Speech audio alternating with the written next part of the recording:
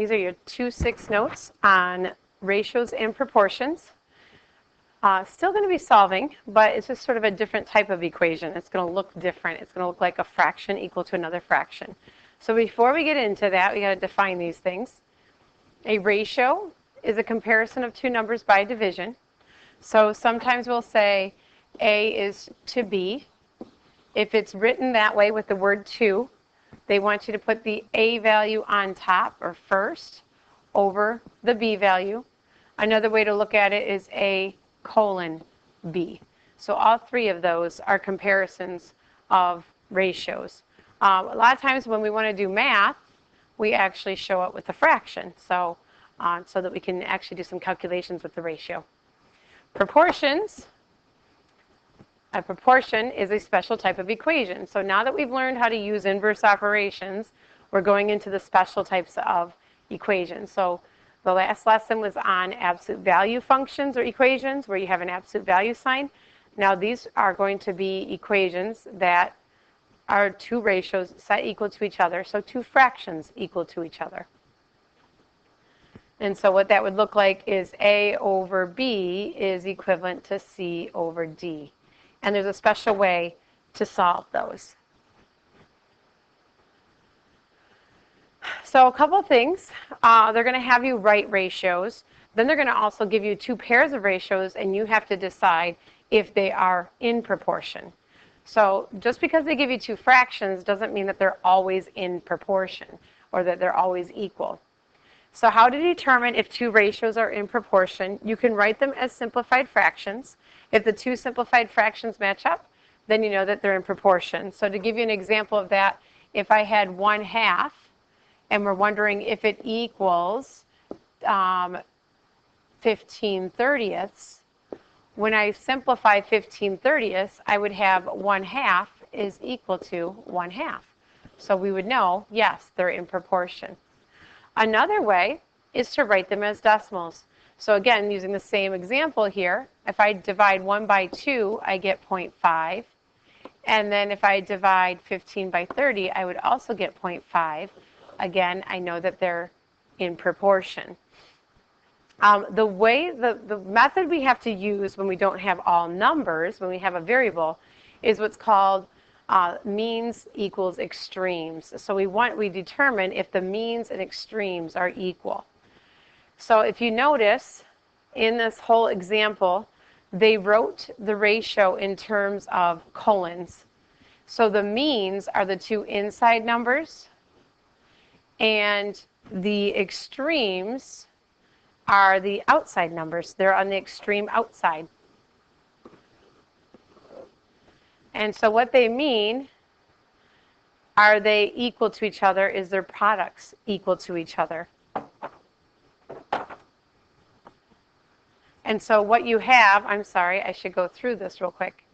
What happens here is if we were to actually write this as a fraction, this first proportion would be 0.2 over 1.5, and we're wondering, does that equal 1.2 over 9.0?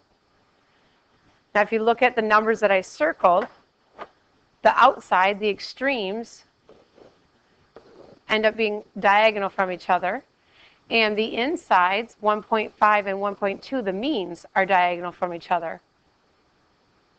And so if you multiply the means and the extremes and their products are equal, then they're in proportion.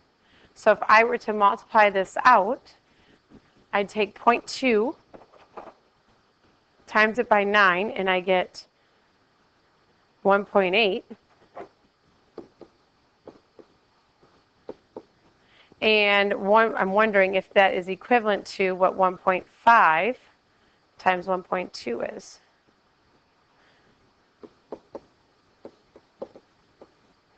So when I multiply these, 0.2 times 9 gave me 1.8, and 1.5 times 1.2 also gave me 1.8.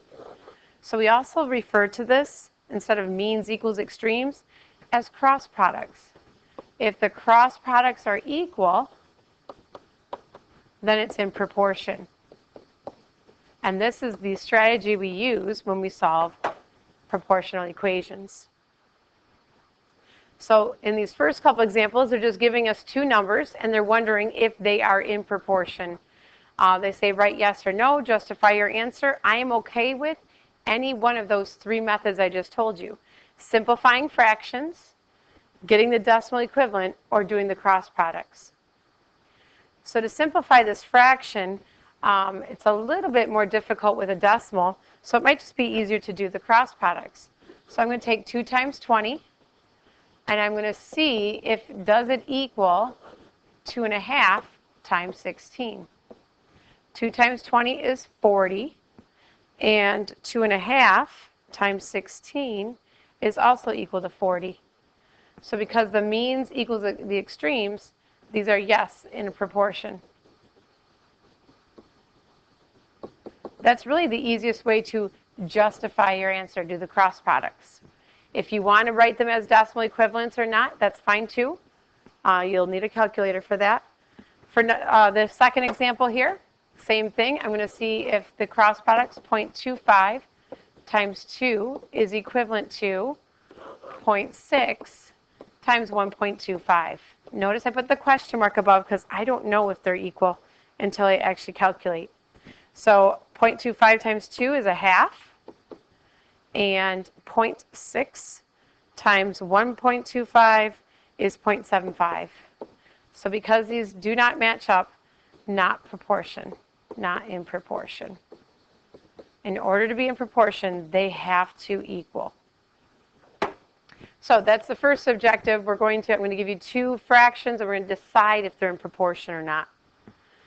The second type of problem you're going to see is I'm telling you they're proportions because they're equal to each other. I gave you an equation. So me telling you these two are equal tells me their cross products better be equal. So whenever you have a fraction equal to another fraction, you can simply just cross multiply. So I'm going to multiply these two together.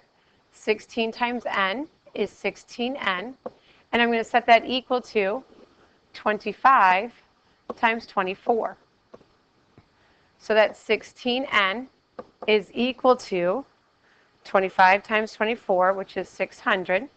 I want to see what you're multiplying here. I don't want to see 600 right away. I'm okay with 16 times n because that's what it's going to be anyway. But don't do the multiplication. Write down what you're going to multiply, then do the multiplication. And then we're going to solve for n by dividing both sides by 16. N is equal to 37.5.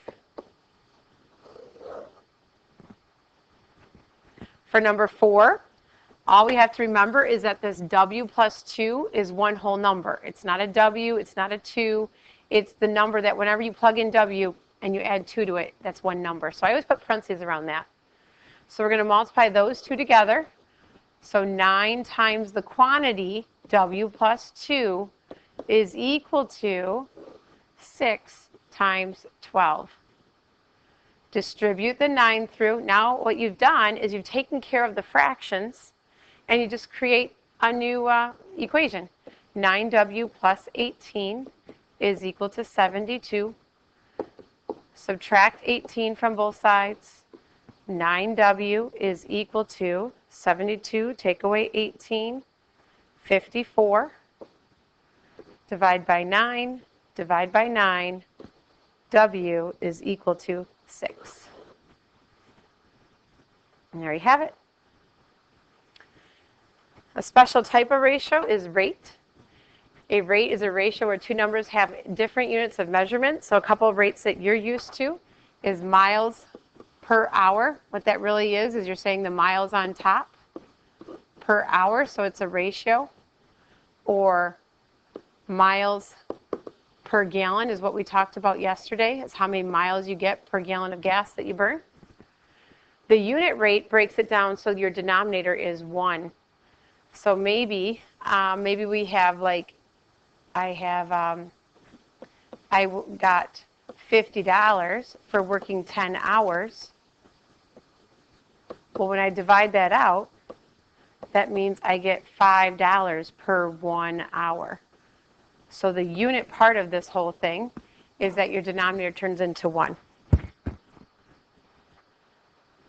And scale. Scale is used to make a scale model of something really big or really small to be convenient instead of the actual size. We use this with maps. We scale the roads and the distances on maps. We do this on blueprints. So when we make a drawing of a house, you're not going to be able to use life-size paper, so we scale it down so it fits on a certain particular size paper. We're going to skip number 5. I feel like my microphone is going to be cutting out here. So we're going to get right into the lesson summary, and then we can go over number 5 in class. Good luck.